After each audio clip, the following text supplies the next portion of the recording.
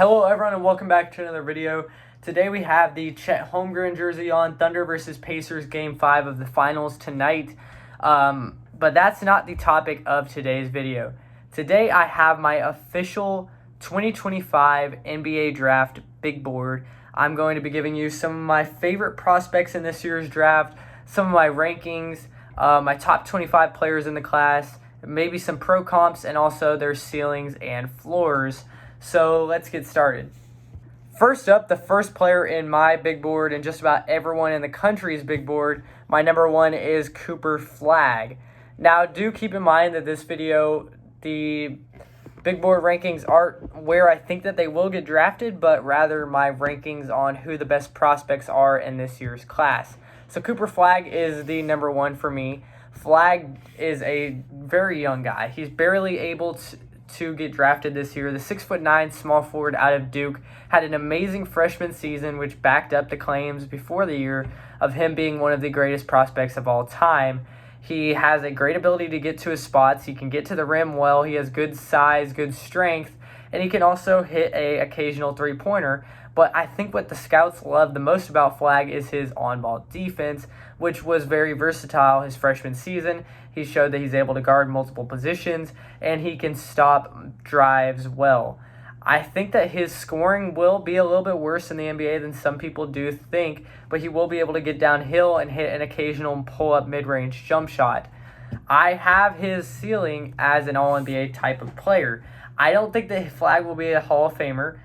I don't think that he will be an MVP, but I think that he will be a guy that makes maybe one or two All-NBA first teams, some All-NBA second teams, and some All-NBA third teams. He's just one of the consistent top 15 players in the league for his entire career. For his floor, I have him as Jalen Johnson for his floor. Similar play styles, but also just because Johnson is a fringe all-star. And I think that is what the floor for Flagg is. Maybe a guy that makes maybe just one all-star appearance, but he also could make two or three. And also just, I think he's going to underwhelm some people a little bit, but he's one of the most guaranteed all-star caliber guys that we've seen in a while. So I think that he's a surefire first overall pick. I just don't think that he's going to be a superstar or a top guy in the league, I should say, like some people do think he will be.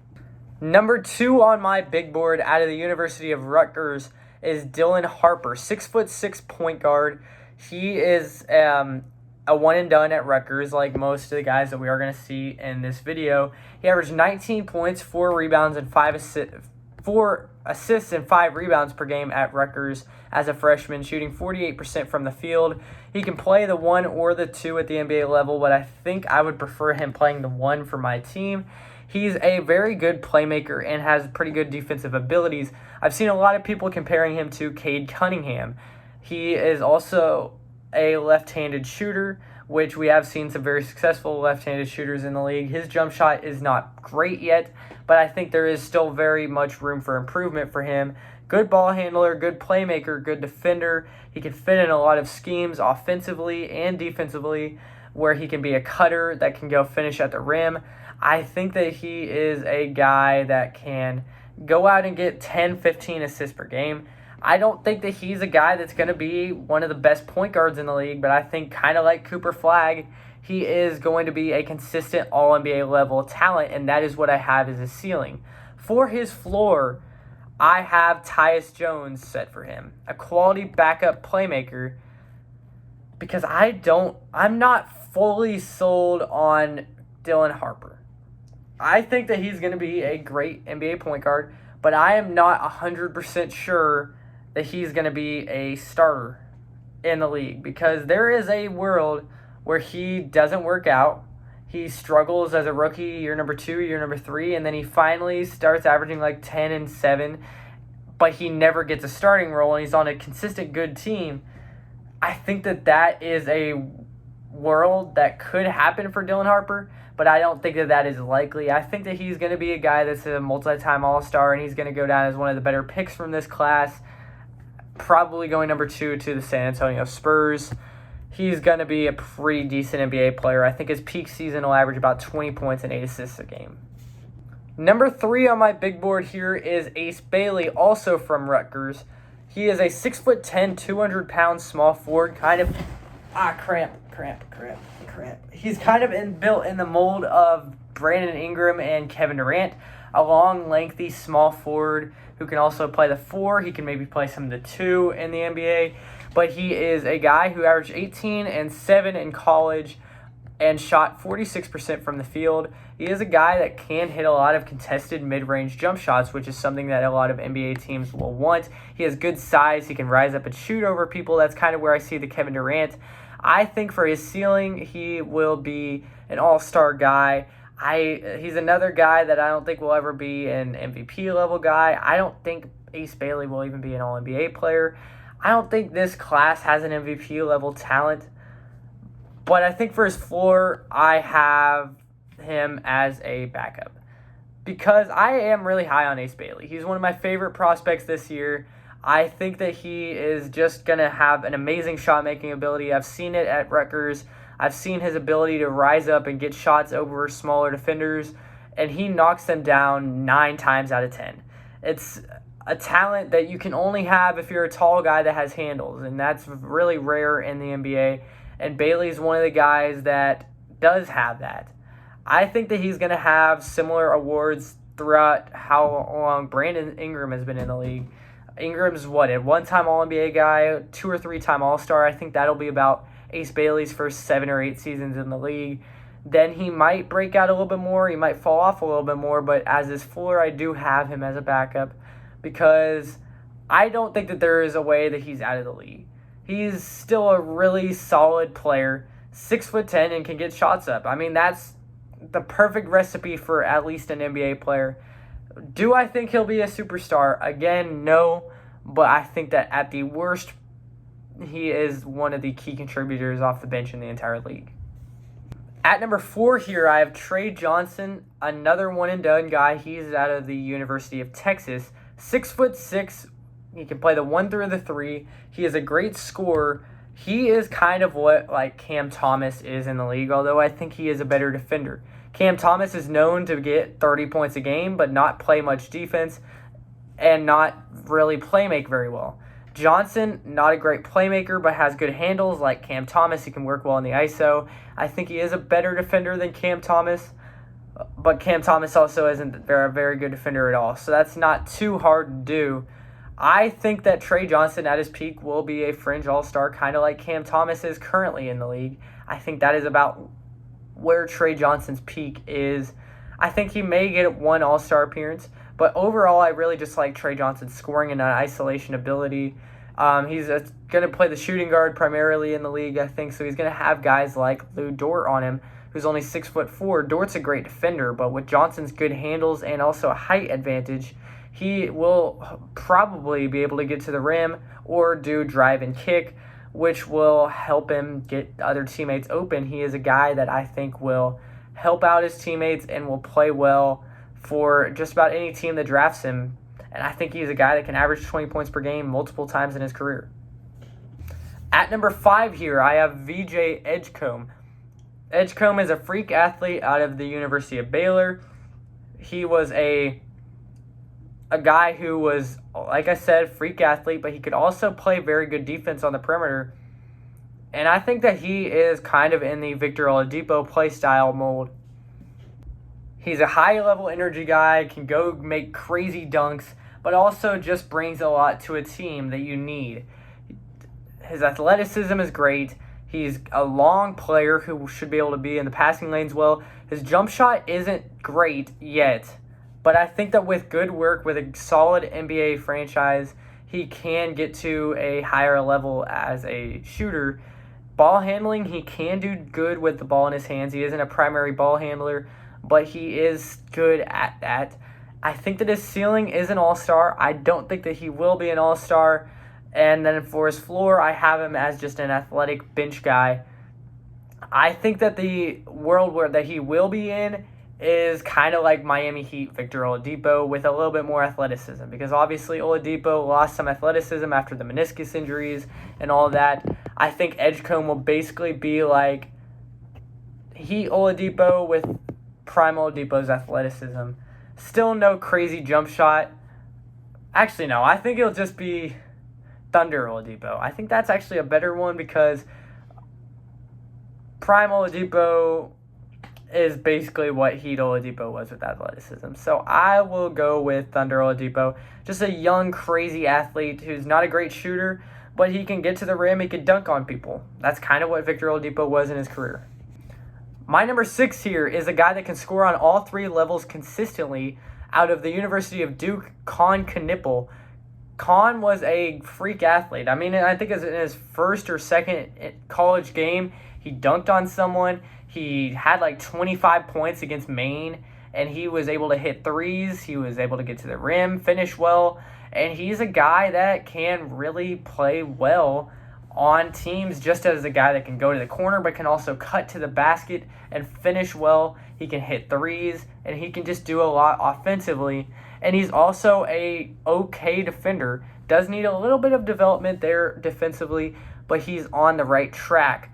I think that he's a guy that's just going to be a super scorer in the league. I don't think he's ever going to be an all-star or anything, but I think that he will be about like what Quentin Grimes is currently for Philadelphia, a guy that can average 18 points a game and play really solid defense and just be a high-end role player. For his floor, I have as Isaiah Joe, just a good shooting guard who's a freak athlete and can hit threes, and every team would want to have him. I think that he's a guy that will be one of the best role players in the league out of this class. At number 7 here, this is the first kind of shocker of my big board. I have Derek Queen out of Maryland. A lot of people have Khaman Malach out of Duke over Derek Queen, but I like Derek Queen better because he's more NBA ready. Queen is a good big man. He's what a lot of people want in a big man, but he also has a three-point shot that is starting to develop, which he showed a little bit at the end of the season for Maryland. He's got a very deep bag offensively. I mean, we saw his game winner against Colorado State where he crossed someone up and then hit a mid-range jump shot for the game. He can do a lot of different things offensively. He can work in the post with his size, strength, and versatility, and he can also play outside a little bit, and if that jump shot develops, he will be one of the best offensive threats in the league. And he also has great passing abilities. I mean, he's basically got everything you would want offensively. The measurables were bad to him at the Combine, and his defense is not amazing, but the rebounding is also good. So he's a guy that a lot of teams will really want to have, and I think that he will be an all-star in the league. His floor, though, is Andre Blatch, a backup center who can get great rebounds and play good defense, but I just don't know how well his offensive game will be able to translate to the NBA. I think personally that it will translate very well, but I seem to be one of the only people that thinks that, so maybe he's a star, maybe he's not. Kind of like a lot of the guys in here. Very high ceilings, very low floors. But for Queen, I think he is a safer pick just because of how well we've seen him play in college already. I think he's going to be a really solid big man, at least offensively. At number 8 here, we have Khaman Malach out of Duke. Malach is a 7'2" big man from Sudan. He is a freak athlete, 7-footer with a crazy wingspan who can block just about every shot, and he can finish well at the rim because of how tall he is. I mean, he's the perfect version of a high-risk, high-reward prospect here if he pays off, because he's got basically unlimited potential. I mean, he could end up being the next Hakeem Olajuwon. I'm not saying he's going to be, because his offensive game really isn't there yet, but defensively he's already great. He's got good length. He's a perfect lob threat in the league. I think his ceiling is like an Alonzo Mourning, a multi-talented post player offensively and defensively who can shot block well and can become an all-star one day. For his floor, this is kind of the cop-out because it's kind of what a lot of the guys end up being. It's Hasheem Thabeet, a complete bust who's out of the league in just a few seasons. Just because the things I don't like in Khaman Malach is because I don't love his offensive game at all, especially his overall skill offensively. He doesn't have many skills. They just throw the ball up to him and he finishes well at the rim. That's not going to work 100% of the time in the league. You need some post moves. You need to be able to go out on the perimeter every once in a while, or else you're never going to be an all-star level guy. And I think that he could have a good career as a backup. That is probably what he could end up being best.